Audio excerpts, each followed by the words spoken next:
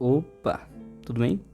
Galera, eu convido vocês agora a estudar junto comigo quem foi Luiz Vaz de Camões, suas principais obras, ahn, e, e só.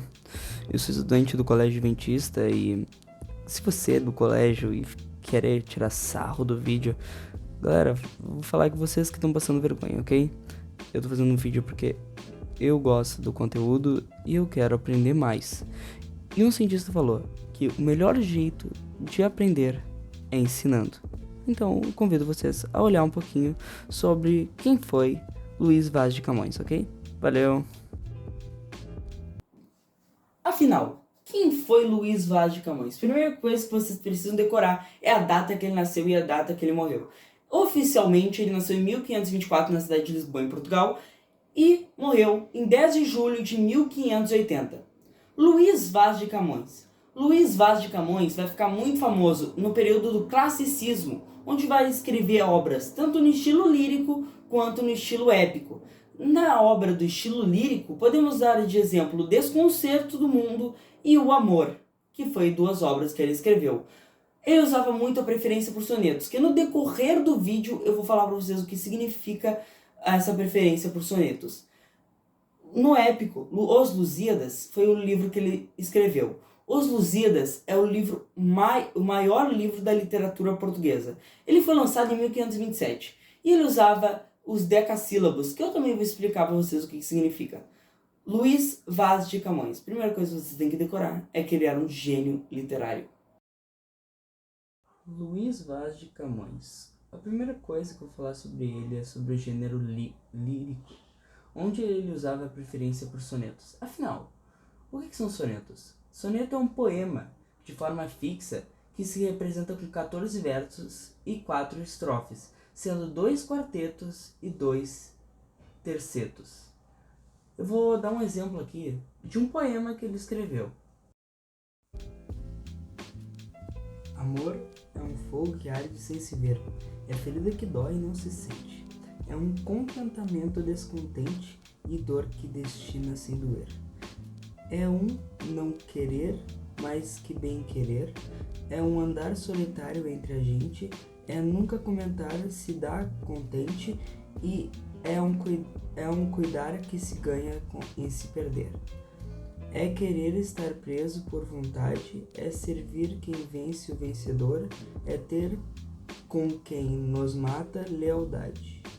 Mas como causar pode ser ao favor nos corações humanos a amizade, se tão contrário a si é o mesmo amor. Cara, esse poema tu percebe que tem muitas coisas contrárias, tipo amor, quer dizer, o fogo que arde e não dá pra ver, entendeu?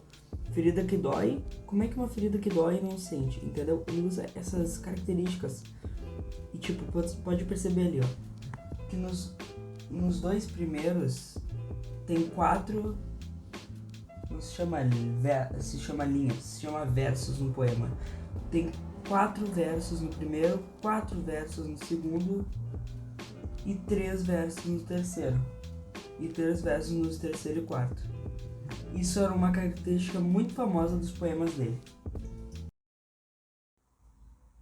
Agora, aqui no meio do vídeo, eu vou explicar como é que funcionava o gênero épico do Luiz Vaz de Camões.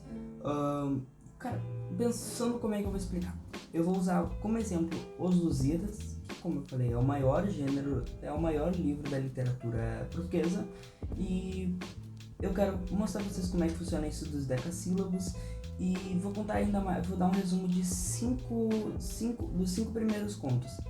Galera, é o seguinte, eu não vou falar tudo sobre os 5 primeiros contos, eu não vou falar muita coisa. Eu só vou dar uma pincelada por cima para você se basear na hora de ler.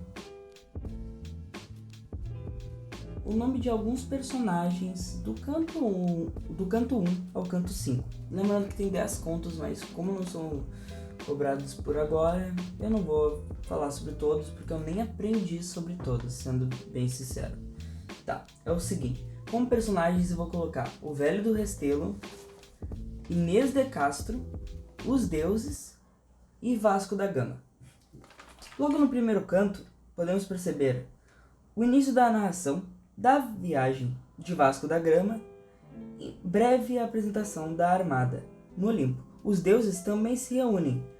Baco se opõe aos portugueses e Vênus é favorável no final do canto. Há uma reflexão sobre os perigos que nos espreitam em todas as partes. Já no canto 2, Vasco da Gama é enviado para uma armadilha preparada por Baco, mas sob a intervenção de Vênus e Mercúrio, a armada é direcionada até Melindé, onde é recepcionada com uma grande festa. No canto 3, a gente pode ver a exaltação dos feitos históricos dos portugueses, destacando os reis da primeira dinastia lusitana. Há também uma descrição de Inês de Castro. No canto 4, continuação dos fatos heróicos de Portugal detalhado à segunda dinastia, o canto termina com a partida da armada portuguesa quando é surpreendida por uma profecia pessimista apresentada pelo velho do Restelo.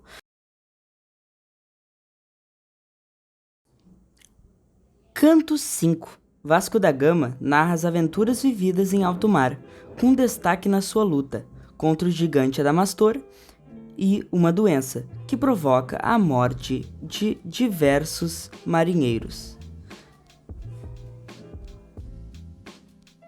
Pronto! E agora a gente pode falar mais um pouco de curiosidades de quem foi Luís Vaz de Camões, ok?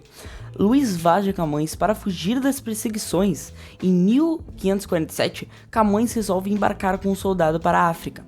Serviu 2 anos em Celta, combateu contra os muros e durante uma briga, ele perdeu o olho direito. Você pode perceber que na maioria das fotos dele, ou ele tá com o olho fechado, na maioria das fotos dele ele tá com o olho fechado porque às vezes ele colocava só um tampão pelo olho. Ele não tinha o olho direito. Isso é uma curiosidade bem legal.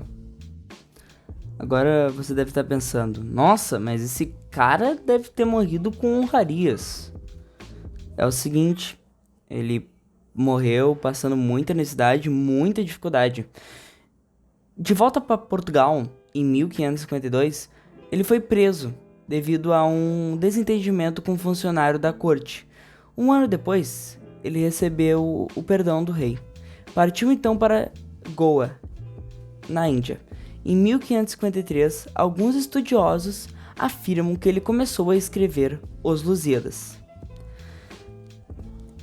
E quando ele foi libertado pelo rei, quer dizer, perdoado pelo rei, o rei teve que pagar uma pensão praticamente para ele, pois ele não tinha dinheiro nem para se alimentar e nem para viver. Hoje em dia, o túmulo dele em Portugal virou um ponto turístico, mesmo não sabendo se é o lugar, não é o lugar comprovado que foi o lugar onde ele foi enterrado. Pronto, esse foi o vídeo. Obrigado por ter assistido até aqui. Eu, depois desse vídeo, eu ainda vou tentar fazer outro sobre o quinhentismo, que foi em 1500. O que funciona como o achamento do Brasil. Vou dar um spoiler do que é. O que aconteceu no período daquela história. As grandes navegações, o encontro entre portugueses e índios e encontro de raças.